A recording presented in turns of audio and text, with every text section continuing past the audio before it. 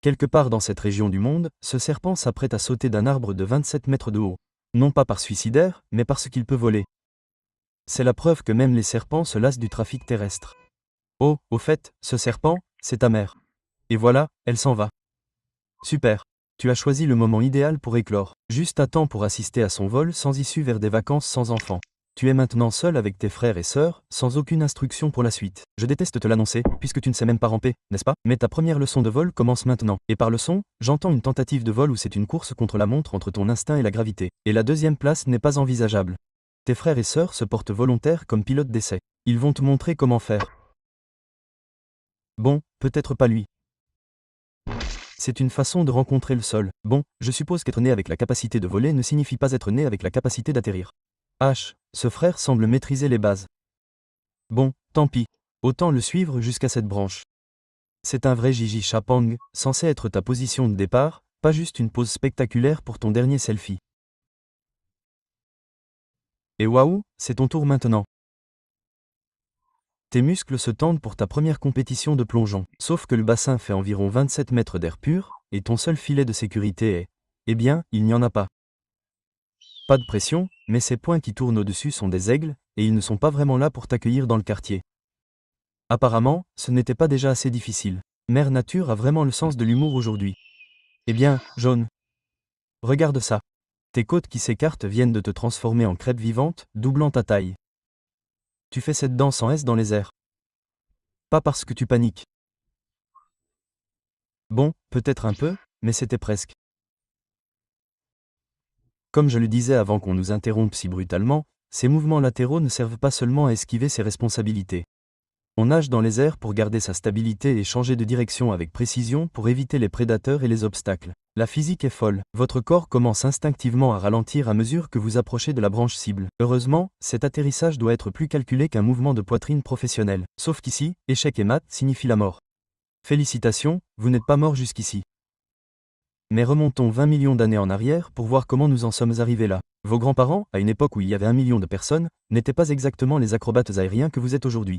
À l'époque, la vie était simple.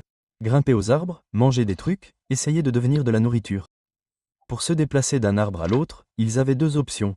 Faire le grand détour ou vivre l'excitation de la chute et voir ce qui se passe. Le sol n'était pas plus clément à l'époque. Les varans gèrent le même buffet à volonté depuis des millions d'années. À un moment donné, certains de vos ancêtres ont fait preuve de créativité lors de leur chute. La plupart du temps, cela n'a pas fonctionné, mais parfois, ils ont obtenu des résultats. Ceux qui ont trouvé cette astuce avaient légèrement plus de chances de ne pas devenir le déjeuner, et c'est là que vos gènes ont commencé à prendre des notes. Quelques millions d'années d'essais et d'erreurs plus tard, les côtes de vos ancêtres ont commencé à s'élargir, leurs écailles sont devenues plus flexibles et leur corps a appris ce doux mouvement de va-et-vient. Il y a entre 10 et 5 millions d'années, ces heureux hasards de l'évolution sont devenus une affaire de famille.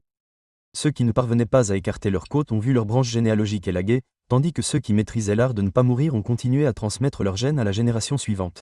Vous voilà donc, des millions d'années d'évolution condensées dans un ensemble aérodynamique et élégant. Il est temps pour vous de découvrir cet héritage génétique que ces innombrables ancêtres se sont tant battus pour vous transmettre. Ici, la vie suit une règle simple. Le sol est de la lave. Varans, civettes et grands serpents patrouillent en contrebas. Ils jouent à un jeu amusant, attraper le serpent qui tombe. Il est donc préférable d'y penser pour l'instant. Soyons honnêtes, vos premiers vols sont de la pure théorie du chaos en action. Des quasi-accidents, des succès accidentels, et certainement des moments qui auraient fait le buzz si les serpents avaient eu des smartphones, ce qui n'est pas le cas. Chaque atterrissage vous apprend quelque chose de nouveau, comme lire le vent et viser votre prochain saut. Tout le monde voit des arbres.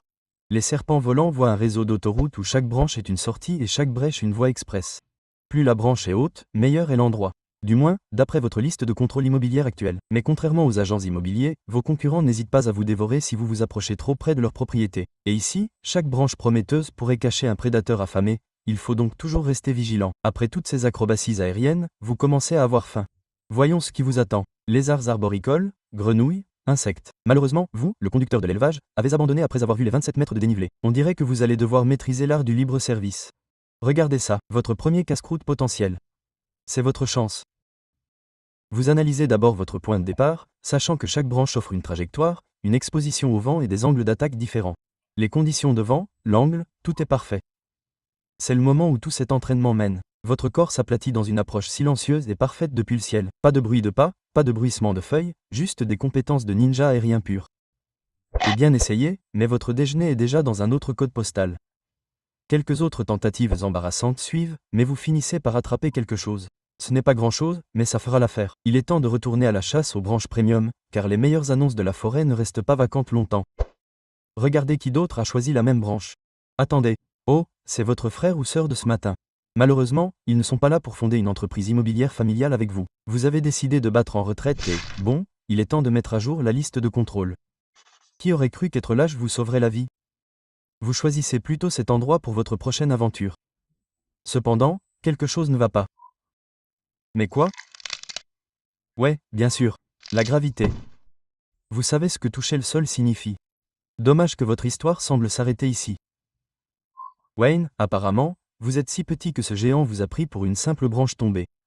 Souvenez-vous, vous mesurez à peine 25 cm de long. Et il est temps de filer d'ici.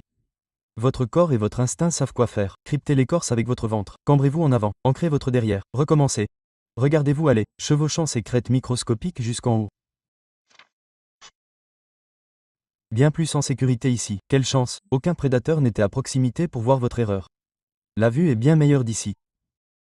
Au fil des semaines, votre routine consiste à chasser le jour et à vous réfugier dans les creux des arbres la nuit. Chaque saison apporte des vents différents, et vous avez appris à adapter vos schémas de vol en conséquence. 2 ans plus tard, vous êtes devenu un serpent volant adulte. Vous mesurez maintenant 102 cm de long et avez amélioré votre régime alimentaire, passant de la vitesse la plus lente à une gourmandise aérienne de première qualité. De plus, vous pouvez désormais planer jusqu'à 100 mètres dans des conditions optimales. Pour chaque étage que vous lâchez, vous en parcourez 3, surpassant de nombreux élés en efficacité de vol plané. Cependant, chez les serpents volants, le système aérien obéit à des règles strictes que vous ignorez jusqu'ici. Votre espèce n'est pas vraiment territoriale, mais vous avez appris à vos dépens que les meilleurs points de décollage ne sont pas seulement pratiques. Votre vie en dépend littéralement. Et ici, les voisins ne sont pas amicaux. D'autres serpents volants convoitent les mêmes emplacements privilégiés, et ils ne veulent pas partager. L'air est également très animé pendant les heures de chasse. Chacun essaie de ne pas devenir le déjeuner des autres tout en chassant pour son propre plaisir. Les prédateurs volants essaient toujours de vous exploiter, mais vous y êtes habitué. Et maintenant que vous avez l'air d'être à la hauteur, vous avez relevé vos critères pour choisir un point de départ. À ce propos, la matinée commence par ce qui semble être une conquête de branches parfaite. Celle-là est parfaite, angle dégagé, robuste, bonne hauteur. Celle-ci est parfaite pour chasser sans devenir le petit déjeuner d'un oiseau. En parlant de petit déjeuner, vous vous installez à peine, admirant comment cet endroit privilégié vous offre un point de vue idéal sur votre terrain de chasse. Malheureusement, quelqu'un d'autre a eu la même idée. Le challenger essaie de vous impressionner. Trop mignon. Désolé, mais c'est impossible. Les serpents volants ne se battent pas vraiment. Pas de morsure, pas de gifle, pas même une lettre cinglante. C'est plutôt un concours de talent passif-agressif. Parfois, le simple fait de paraître assez grand suffit à faire reculer l'autre. Mais ça ne marche pas toujours. Maintenant, c'est une épreuve de patience, ou plutôt un test pour savoir qui n'en a pas. Votre rival saute de la branche sans hésiter, et vous le suivez de près. Votre vitesse dans les airs égale son départ imprudent avec une glisse mesurée et contrôlée. Vous montrez vos talents de vol. Si vous vous demandez si les serpents volants font vraiment ça, c'est faux, mais cela vous a mis en valeur. Alors que vous approchez de la cible, un problème surgit. 2 serpents, une branche. Votre rival hésite une seconde, et c'est tout. Vous profitez de son hésitation et atterrissez le premier sur la branche, laissant votre rival sans rien à quoi s'accrocher. Son corps se tord dans les airs, se précipitant vers une autre branche qui n'existe pas. Pas d'autre choix que d'atterrir au sol. Vous savez tous les deux ce que cela signifie. Votre nouvelle branche devient votre poste de guet. Les heures passent, immobiles, le corps courbé contre l'écorce. Même les prédateurs les plus perspicaces ne vous repèrent pas lorsque vous êtes en mode furtif. Après ce qui semble être une éternité à vous déguiser en branche, votre corps se prépare au moment idéal pour frapper. Mais parfois, le dîner a d'autres plans. Après 3 ans de vie aérienne, vous maîtrisez toutes les astuces. Du moins, c'est ce que vous pensiez. Survivre jusqu'ici a un avantage. La saison des amours est arrivée et vos talents de planeur vont bientôt vous être utiles. À ce propos, la voilà. Une couleuvre volante du paradis femelle, nonchalamment drapée sur une branche, comme si elle posait pour un vogue. Mais pas si vite. Vous avez de la concurrence. Comme tout dans la vie d'une couleuvre volante, la violence est hors de question. Au lieu de vous engager dans des combats brutaux, vous rivaliserez d'agilité pour impressionner la femelle. Le but est de décourager vos rivaux sous le jugement silencieux de la femelle qui pourrait même ne pas rester jusqu'au bout. Un par un, les mâles dévoilent leurs plus belles prouesses aériennes. À votre tour. Vous écartez les côtes, vous donnant l'air d'un tapis volant ambitieux. La clé est la confiance, ou du moins faire semblant jusqu'à ce que vous y parveniez. Finalement, après ce qui semble être une éternité de performances aériennes, elle fait son choix. ce n'est pas vous. Les voilà partis pour leur nid d'amour. Désolé, mon pote. Mais attends, ce n'est pas fini. Tu as attiré l'attention d'une autre femelle. C'est l'avantage d'être polygame. La femelle importe peu, puisque tu t'accoupleras avec plusieurs d'entre elles de toute façon.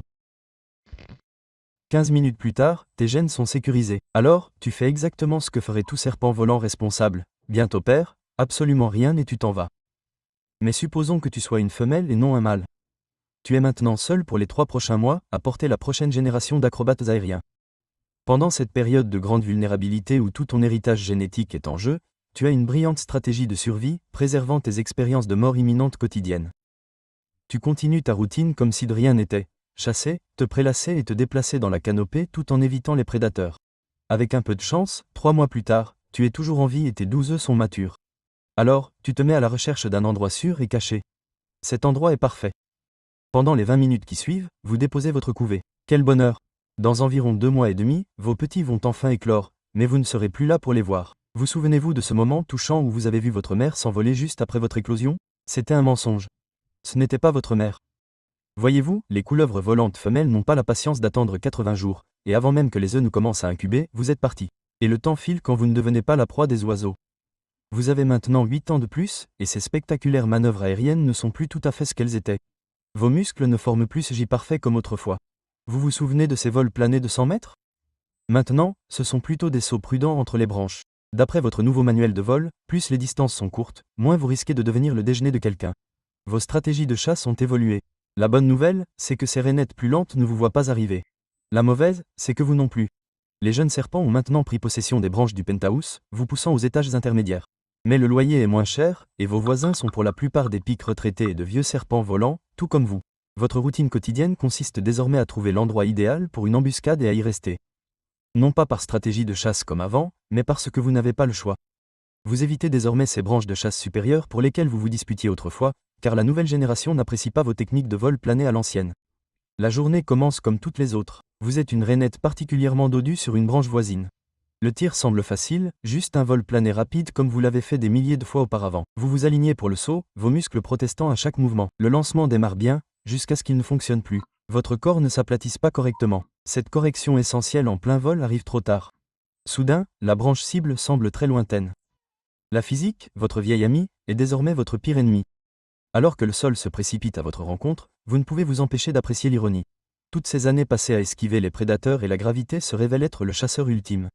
Ces points qui bougent en dessous ne sont pas des invitations pour les membres du groupe, et vous êtes sur le point d'être l'invité d'honneur d'une fête d'un genre bien différent. Alors, après tout, ce n'était pas, pourquoi? Le sol est bel et bien de la lave.